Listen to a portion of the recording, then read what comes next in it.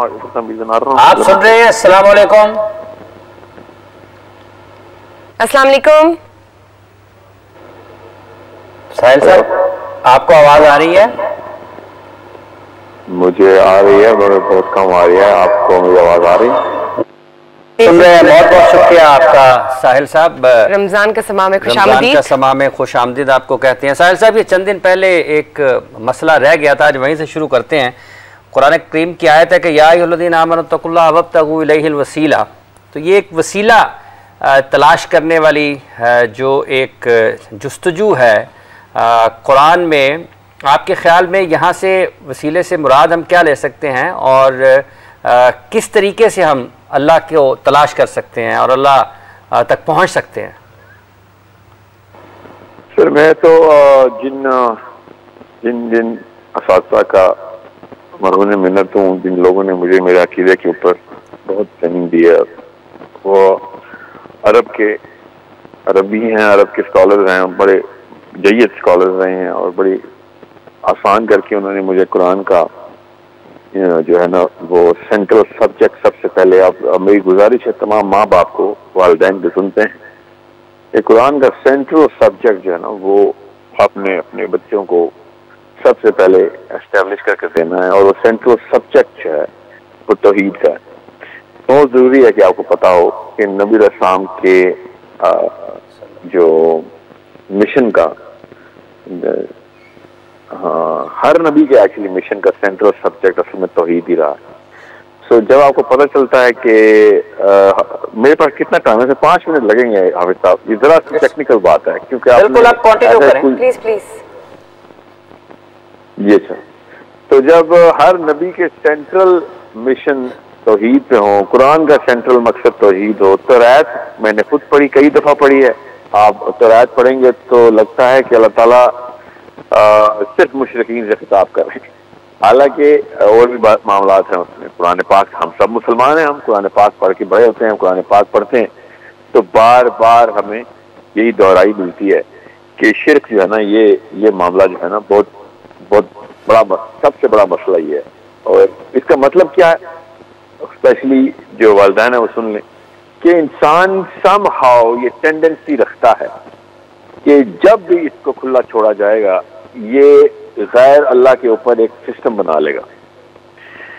اور کسی بھی لیول کے اوپر، بڑا لیول سیاسی لیول جسے کہتے ہیں، اور پوری کی پوری جماعت، پورا گروہ، پوری بنی نوع انسان اس وقت جو زندہ ہے وہ سارے کے سارے مل کے پاور میں، یا پھر چھوٹے سے چھوٹا لیول کہ میں اکیلے میں اپنے تنہا جسم کے اندر کسی بھی ایک جنگل کے اندر بھی، یا اپنے رات کی تنہائی میں اپنی کسی گوشہ نشینی کے اندر جب میں اللہ تعالیٰ سے یا بھی کسی بھی معاملے میں کسی بھی ہائر پاور سے رجوع کرتا ہوں تو وہ اللہ ہی ہونا چاہیے. ٹھیک ہے. تو یہ اتنا بڑا مسئلہ ہے کہ اللہ تعالیٰ کی تمام تر کتب یہ بتاتی ہیں، اسپیشلی قرآن کریم یہ بتاتا ہے کہ انسان ہمیشہ اپنے اور اللہ کے بیچ میں کوئی معاملہ سیٹ کرنے کی کوشش کرتا ہے. یہ میں جو بھی باتیں کر رہا ہوں آپ سب کو اگر اپنے دل میں کامن سینس کی اور اپنے دل میں ایک بیسک ریزونیٹ کرتی بھی نہ لگے تو ضرور پوچھیں، کال کریں، حافظ صاحب آپ پوچھیں کہ ہر کتاب کا سینٹرل سبجیکٹ اگر کسی ایک خاص بیماری سے ہٹانا ہو تو اس کا مطلب ہے کہ وہ بیماری ہر انسان اپنے طور پہ لگاتا ہی لگاتا ہے، اور کتاب آتی ہے بیماری کو درست کرنے، نبی آتے ہیں اس بیماری کے خلاف پوری موومنٹ کرنے.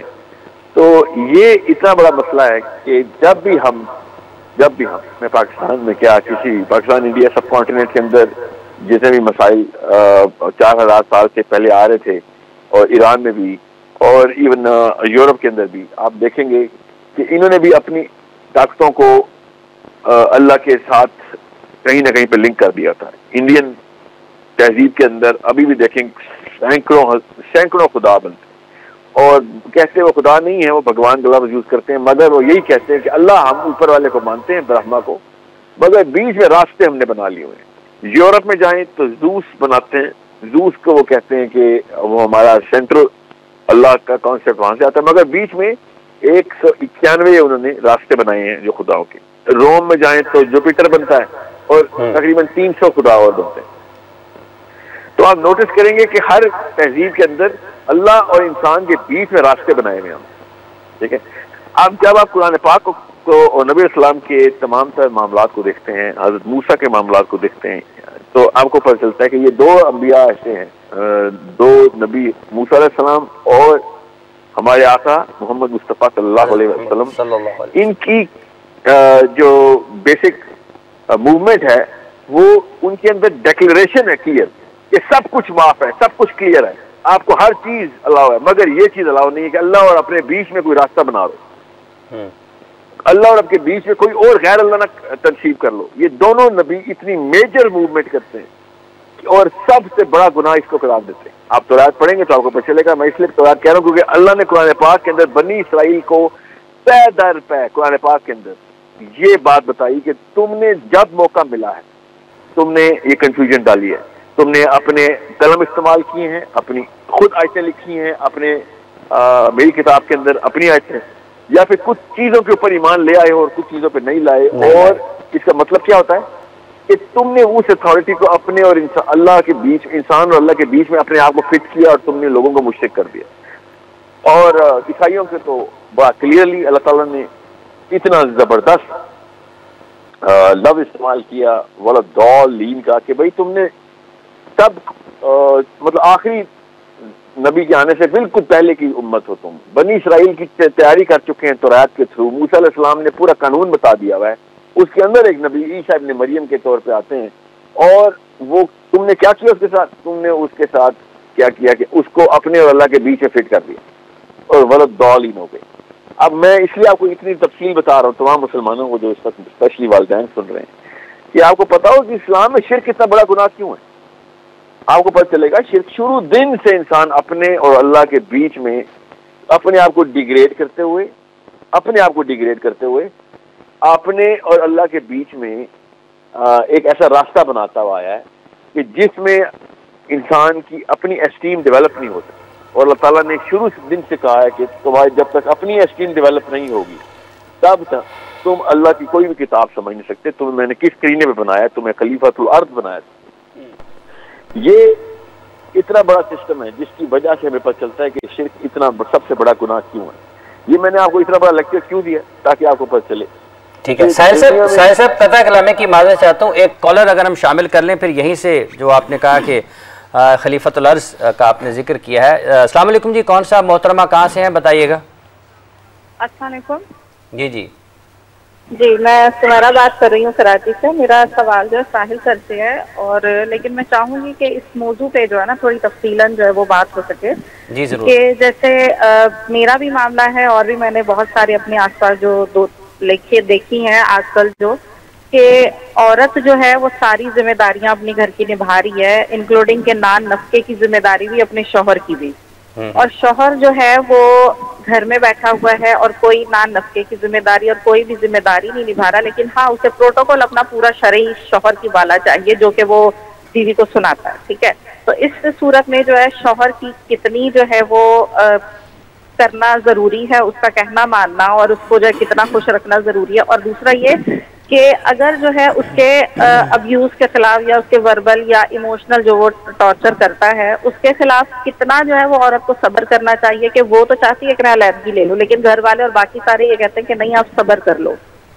تو اس سلسلے میں جو ہے وہ کیا آپ بتانا چاہیں گے؟ ٹھیک ہے ساحل صاحب، یہ سوال تھا آپ کے لیے. پہلے پوائنٹ میں کچھ ایڈ ساحل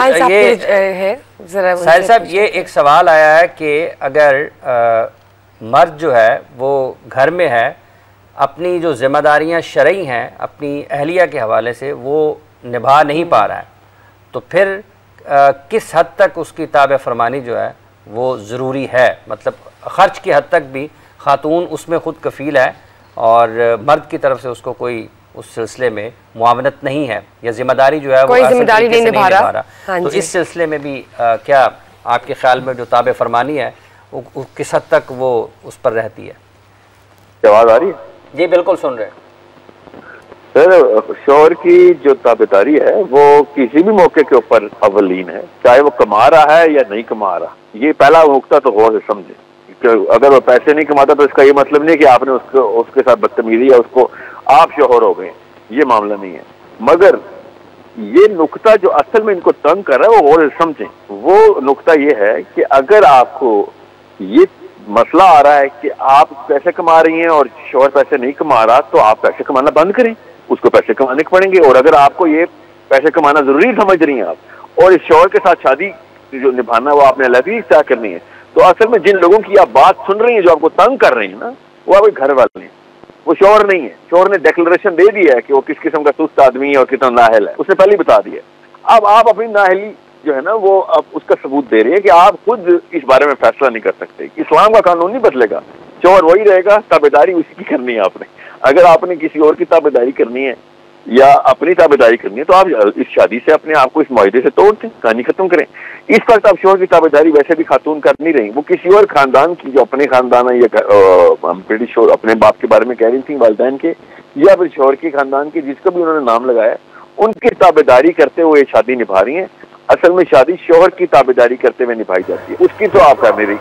तो आप फिर आराम से इस बारे में तखलिया करें और अपना मामला जिस तरीके से करें। जब तक आप उस बंदे के निकाह में, ये तो बड़ा सिंपल कॉमन सेंस की बात है, आप उसी की ताबेदारी करेंगे। आपको नहीं पसंद, अल्लाह हाफिज कर दें उसको, आप अलहदा हो जाए। अच्छा तो साहिल साहब, ये जो अभी हम इससे पहले बात कर रहे थे, आपने एक से ज्यादा मरतबा कहा कि छोटे छोटे लोगों ने खुदा बना लिए हैं, इससे क्या मुराद है? अमूमी तौर पर तो लगेगा फिर सारे के सारे लोग जो हैं वो तौहीद परस्त नहीं है। नहीं, मैं आपको बताता हूँ सर, मैं आपको इतनी तमहीद इसलिए बांध दूं, मुझे पता है कि इस वक्त इंसानी कान के अंदर थोड़ी सी वाइब्रेशन शुरू हो जाएगी, दिल बोझ आएगा कि यार इतनी लंबी बात क्यों कर रहा है। कोई इतनी लंबी बात मैं इसलिए कर रहा हूँ, पै दर पै एक ही आयत रिपीट हो जा रही है तौरात में, इंजील में, कुरान में जाहिर है मेरा स्टेंसिल तो कुरान है। मैं तौरात और इंजील क्यों बोल रहा हूँ? ताकि लोगों को पता चले कि ये आदम अलैहिस्सलाम जब दुनिया में आए ना, तो आदम अलैहिस्सलाम के बच्चों ने सबसे पहले क्या किया, एक दूसरे पे डिपेंडेंसी डाल के अपनी एस्टीम जीरो कर दी। आज तक कोई मुसलमान मुझे नहीं बता सका, पाकिस्तान इंडिया की बात कर रहा हूँ, मैं अपने असातिज़ा की बात नहीं कर रहा हूँ, अल्लाह उनको रहीके रहमत करे। मेरे तमाम तर कल्चर को मैं रिप्रेजेंट नहीं करता हूँ, मैं सिर्फ लोकल कल्चर की बात कर रहा हूँ कि शिर्क सबसे बड़ा गुनाह है, मानते हैं। ये बताएं क्यों है, इससे क्या नुकसान होता है, what is the problem here? अल्लाह के खिलाफ तो कोई नहीं, कोई जुर्म इर्तिकाब, अल्लाह को तो कोई नुकसान नहीं होता ना, हमारा अल्लाह बेनियाज है, तो किधर नुकसान हो, डैमेज कहाँ पे आ रहा है शिर्क का?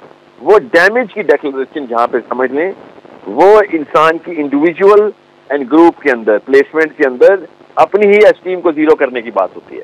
अल्लाह ताला कह रहा है मैं तेरी एस्टीम बढ़ाता हूँ, खुद तू मेरा बंदा और मैं तेरा रब। अली बिन अबी तालिब ने कहा मेरी एस्टीम के लिए ये काफी है, ये काफी है। अब मेरे बीच में मतलब मेरी एस्टीम कोई नहीं गिरा सकता, ये काफी है कि मुझे अल्लाह अज़्ज़ व जल ने अपने हाथ से बनाया। ठीक है, इससे बड़ा क्या वाक़या होना मेरे इंसान होने के लिए? तो मुझे मेरी एस्टीम कैसे नीचे आ सकती? जब तक हमारी एस्टीम स्ट्रेट नहीं होगी, सीधी नॉर्थ पोल को फेस करते ही इंसान खड़ा नहीं होगा, तब तक कुरान अप्लाई कर नहीं सकते आप। ये है मसला। अल्लाह ताला ये बता रहे थे कि तुम ये किताबें अप्लाई कैसे करेगा? इतना बड़ा कानून, इतनी बड़ी ताकत तू सहार कैसे सकता है जब तक कि तेरी अपनी सेल्फ एस्टीम नहीं खड़ी? और जैसे ही आप अपने और अल्लाह के बीच में नुक्ता भी लेके आते हैं, नुक्ता भी, ठीक है, आपकी एस्टीम जीरो रहती है।